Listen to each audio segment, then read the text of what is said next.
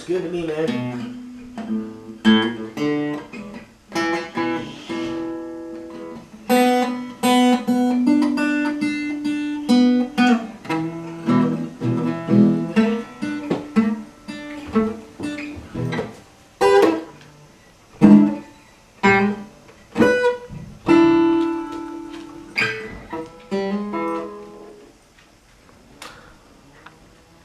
Well, Ed, give us some philosophy on All right, music. the philosophy. Well, I learned to play in down in Alabama, in the little area around Montgomery and Emberons. Seemed like everybody knew the E chord.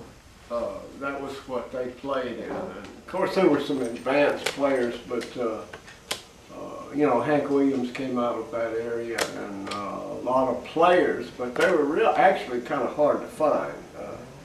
And most of the guys played, you know, like blues kind of stuff, and they played in that E configuration. So it just kind of fooled with that. One of the things, like, if one who's kind of, I'd like to address some of this to somebody out there who is thinking about playing or just getting started and going through, you know, the agony of the finger calluses and what have you. Maybe I can communicate a couple of techniques. But my thinking on that is whatever you get to playing, you know, there are teachers that will say, you got to learn this classical technique, you got to do this way, blah, blah, blah. And you can't go wrong with learning from a man or woman that knows those techniques. Because, but on the other hand, you know, like the old days, they tell you not to wrap your thumb around here. You know, you play right here in the middle of the classical. That would give you maximum reach. However, you just have to look at Jimi Hendrix or any of the great guitar players, and especially a lot of the hillbillies that reached over and got that note with their thumb. So, I mean, like whatever, you know, the Stevie Ray Vaughan's of the world, anybody that became noted as a guitar player, they threw the rule book out the window, but that doesn't mean that they weren't aware of, you know, certain techniques. You know, Bix Beiderbecke played the horn wrong. Jack T. Gordon played the trombone wrong, and they were, to this day, is brilliant, wonderful musicians, and their stuff is as fresh as if they did it yesterday. My opinion. Anyway, let's talk about this E chord, and a lot of the, you know, a lot of the stuff in here, and I kind of look at it as sound. You know, like what, you know, the thing that sounds right to you, you pull that out of it, and you make a note of where that was. Like,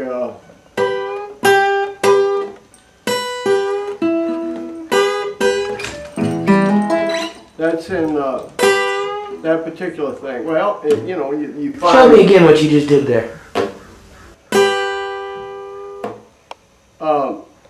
Well, it's just that bending. It's that sound. It's a hound like Willie Mae, hound dog, you know, like...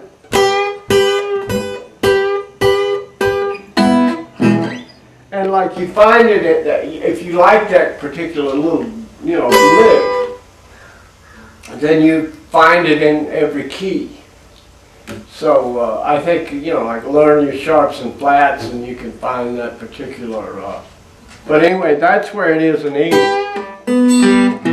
That's where it is in E? Yeah. 1, 2, 3, 4, 5, 6, 7. Oh, right there at the B chord. And also, you know, I think of you know, like shapes, because your basic, you know, your chord books, and there's so many things in music that get you crazy trying to learn it, because they'll call they talk about their, you know, the dominant, the key, the dominant chord, the subdominant chord, the tonic, which, you know, is your key, and your dominant chord is in the Nashville system, the 5 chord, and you know, blah blah blah. In the key of E, it's the 5 chord with the B7th chord. So that, I mean, the top can get you confused. That's why I say if you find it like that, find that place you like the way that thing sounds there, then you know. Well, you play it till you play a full song of your style in the key E. And when I say your style, just give us that 1, 4, 5.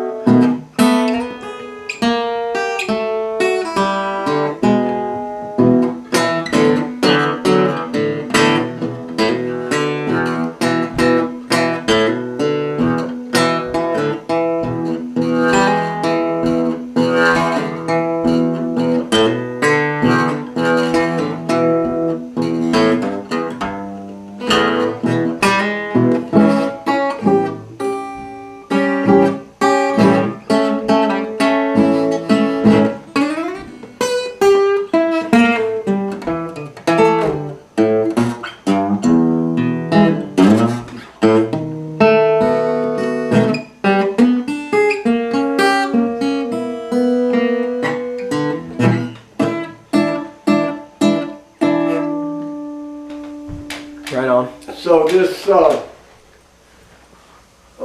I like this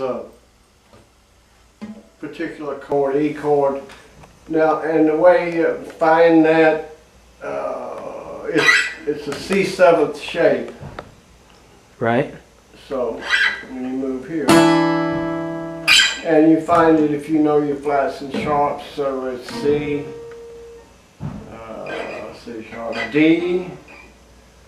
D sharp, E. So there you are. And I happen to know, like, so I'm in a C, what I call a C shape, just like that. That's my C. And I'm 7th it. Actually, that's probably a 9th if you call that chord technically. Hell, I don't know what it would be.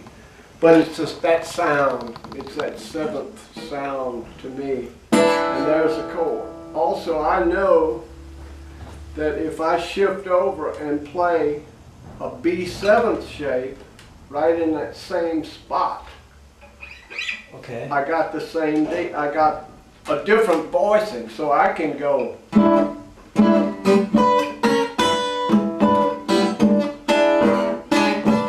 And that's all one? uh, That's all the one? Right. The one in the Nashville system, the one of the tonic chord, that's an E. So in other words, what I'm doing is, and I guess they call that substitution, but and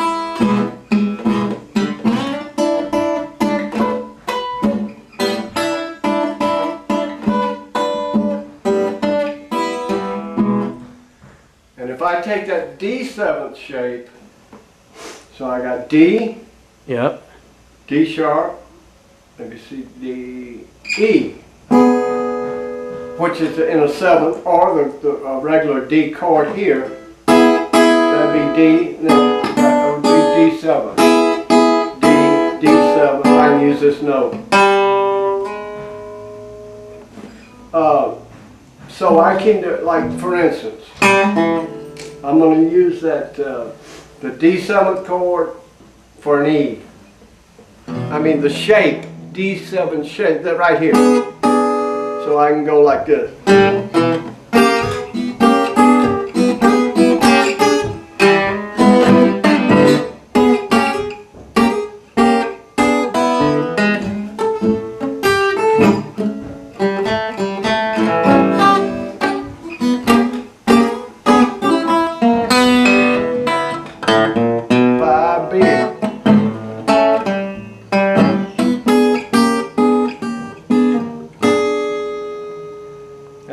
chord I use down here for an E, which is the B, that one.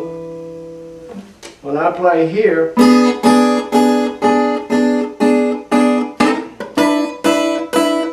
can just use that much of that right there. I don't know if you can see that. Yeah, I'm in close. I'm in close on it. Okay, so like.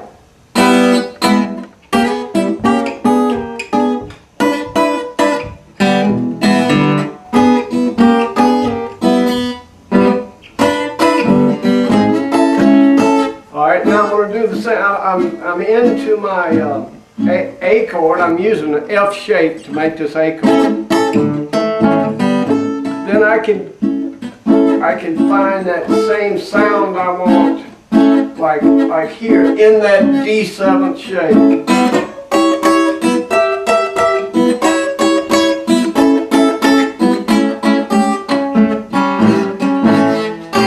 I'll do that again.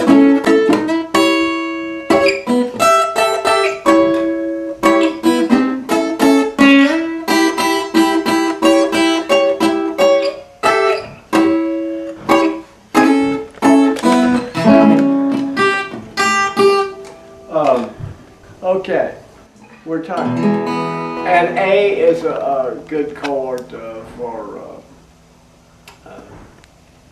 blues stuff. And I guess since I'm down here in Mississippi, that's why I'm kind of talking about this stuff. Most of my time is really spent playing bluegrass in the Nashville area, but we play a lot of blues over there, and I was reared up on dub blues. Anyway, and in the key of E would be the three chords you'd use: E, A, and B seventh. Okay, let's jump over here to this A thing because I want to show you this chord, which I find most useful, and maybe I can tie it into some other stuff, but find it real useful in rockabilly and all other kind of,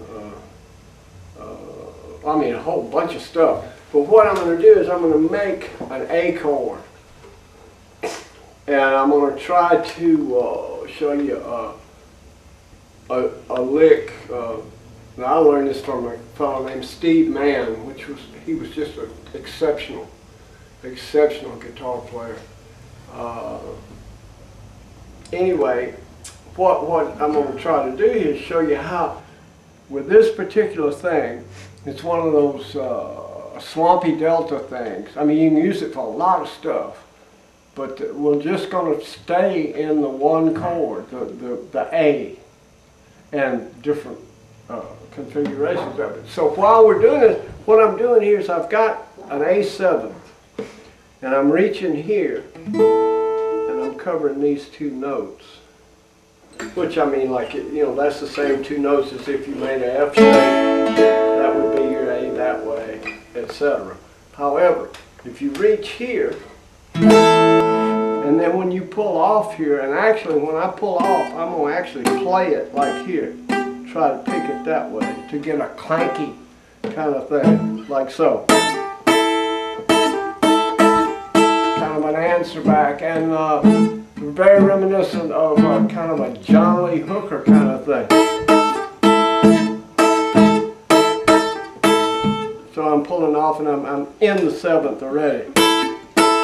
So and if I wanted to find the D, I mean, if you want to do that, and then anytime you're in the four chord or the middle chord in any progression, country, western, any simple song, you're in, which would be the subdominant chord, I guess they'd call that. But like in this case, we're playing A, D, E would be the final chord. The final chord is always a step away. A step means 2 frets. Like a fret on a guitar is half a step. So when you're in the subdominant chord, or the 4 chord, or in this key of A, where you're in the D, If you go one step, which is 2 frets, you're in the final chord, in the same shape. So that's an interesting thing to know. If you're playing fast, that gives you time to resolve the thing and then go back. So that's interesting though. So the 1-4-5 in Nashville terminology is the tonic chord, Right. And then there's the subdominant, key, which would be right. 4. The subdominant right. would be the 4. Right. What is the 5 called? The dominant chord. The dominant. Yeah. So tonic, Yeah. subdominant. And like you could do it like if you were playing cross harp. Well, I don't want to okay, 5 fingers. All right. We're in the what? A. All right. A, B, C, D 4 chord. E 5 chord. And like if you like the 6 would give you your minor. Like if we're at, say we're in C. Okay. C, D, E, F would be your 4 chord, subdominant. G, 5 chord, dominant. What comes after G? A is your minor. See that? Your 6 is your minor. A minor. And the key of C. Let's Okay. So I'm showing you this thing. So I've got these 2 notes right dead across from that little finger. And remember, I'm actually playing this. Clank. what is your index finger doing? What's my index finger? Or your 1 finger? Uh, Is that barring all that? yeah, it's barring. I'm just making an A7 chord. I mean. Okay. All right, now, because, if I pull that off, I can get a 6. In other words, like, say, all of a sudden I want to play island music in the same configuration. I'll come out of that 6 and go.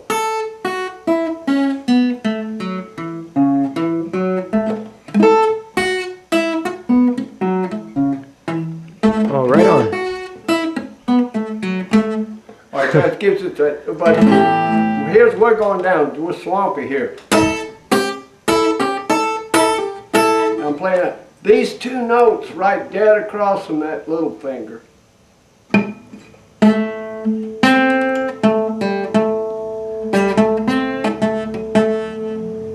And this note right here.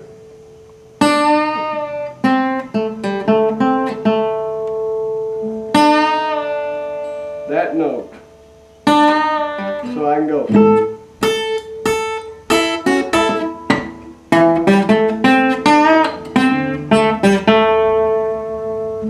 Stay in a 1 chord, but if I'm doing this answer back thing and I've got it where I've got it rehearsed up, I can always just anytime jump over here. Off these particular notes here is E and the A note, 6th string, 5th string, A note. I'm doing it at the 3rd fret, so if I do something like this, and then when I get to that 4th string, off, on, off. Okay.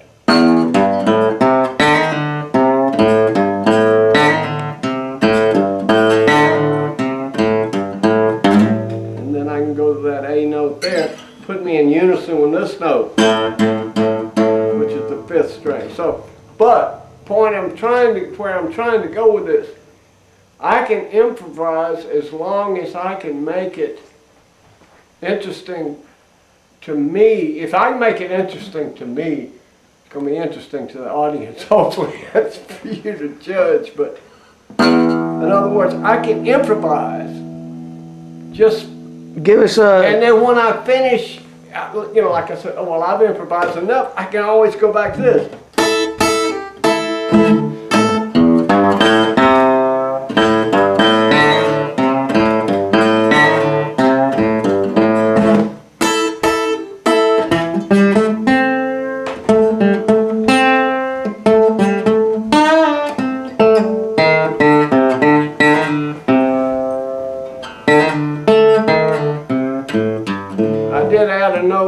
show you, which is 3rd string on off.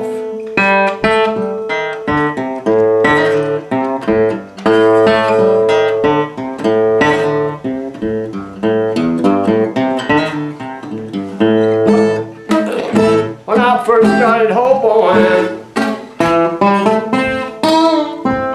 I took a freight train to be my friend.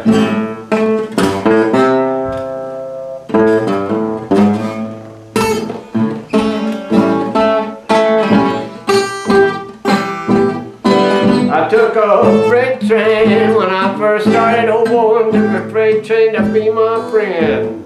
And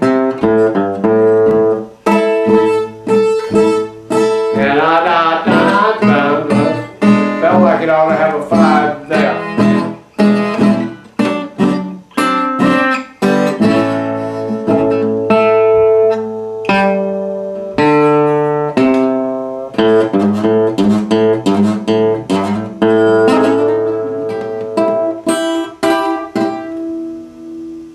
Sweet. Let's I tried to make it simple, but you know what? If I go back over the point, as long as I've got, and it's a wonderful practicing. If you can get in that kind of hypnotic, it's very reminiscent of North Mississippi music. It's very similar, but I think of this as Swampy Delta.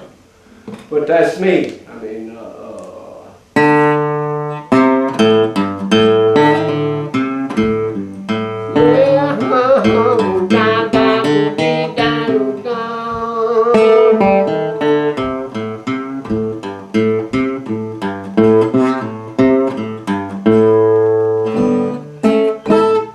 I guess we're talking about that's the pentatonic scale right in there, right? The blues scale. Mm-hmm. Yeah. Let's do this. I'll show you how this works. Here's the chord, and I really like this right here. And like, if you learn this, like a lot of people would like to, like tune the bass string down to an open E, a drop D tuning, but I don't do that. Okay, so in this D chord here, I'm gonna be able to play this note, and again, it's that pulling clanky off thing. Very percussive. And then these particular notes, and the way you make that is that particular way, because I'm gonna be playing.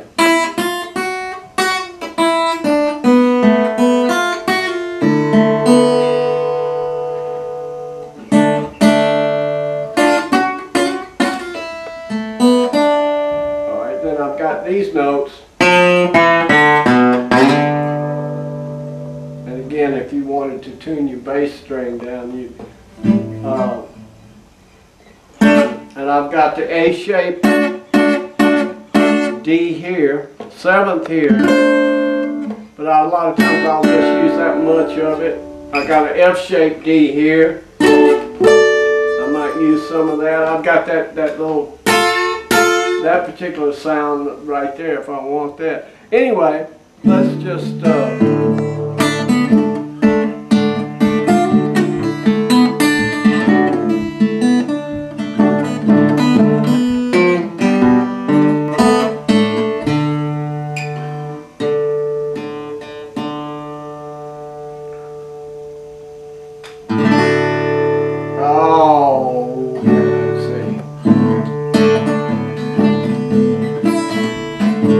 hey, sweet mama.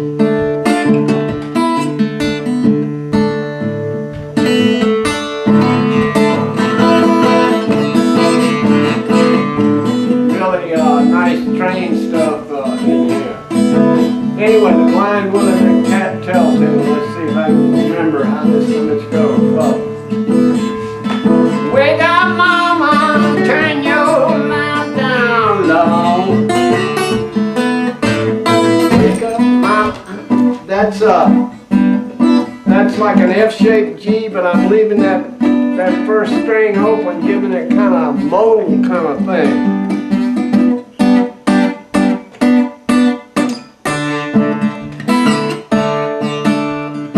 A lot of times in this kind of stuff, I don't even play the 5 chord. It's implied. If I wanted to play it, I could do that same, and remember that first string is open, I can get the A like this, which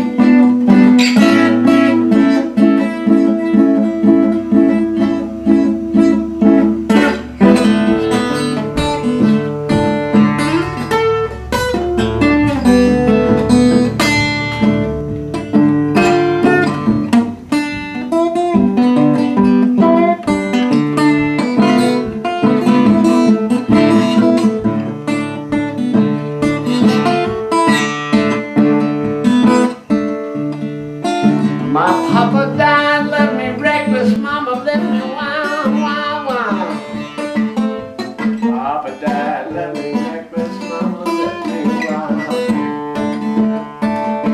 I might not be good looking, but I'm somebody's sweet angel child. Wake up, mama, turn your lamp down low.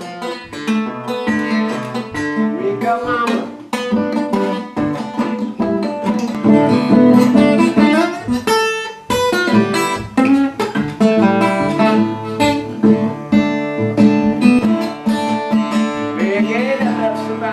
Didn't stop, you seen the colored farmer, get to bought a hot beach over mama, handling my traveling shoes. It's train time, darling, ain't got no time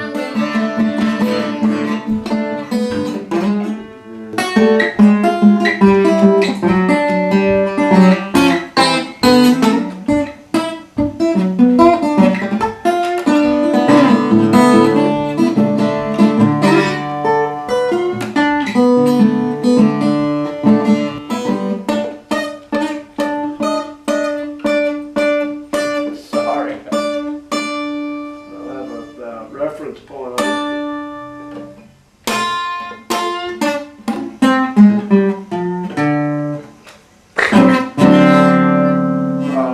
Right on.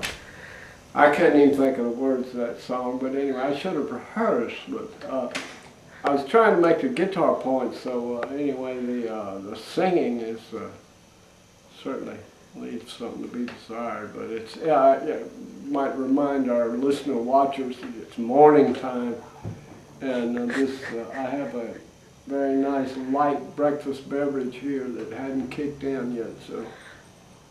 Well, I'll tell you what. Let's take a little break. Oh, that's nice. I don't know if we did anything of interest to anybody, but it's always fun for me to try to play the dang thing. I haven't been playing much guitar, but anyway. Hey, introduce us to your dog here. Hey, Jack, come up here. Come up here. Jack, look at the people. This is Jack the dog. Jack's been all up in Northern California and everywhere with me. He's getting a little fat. I think I got to get him a permit for this little thing he's building here. Yep.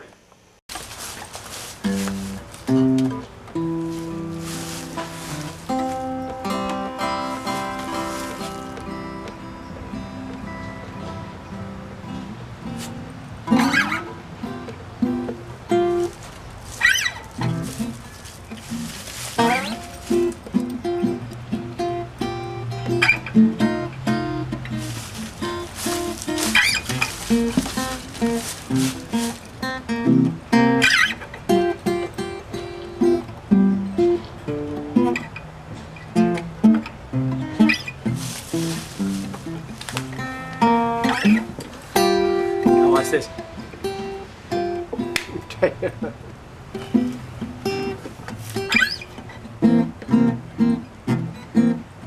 Here's what I was talking about.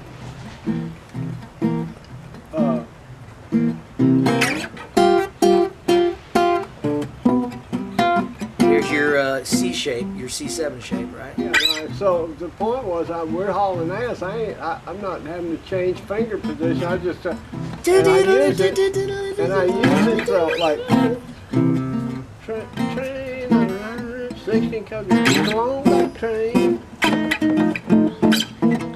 Oh, I see. Sing it so we know where you are in the song. Train, 16 coaches run. Train, 16 coaches long. I'm gonna use that thing now. It's a long black train. My baby. Nice.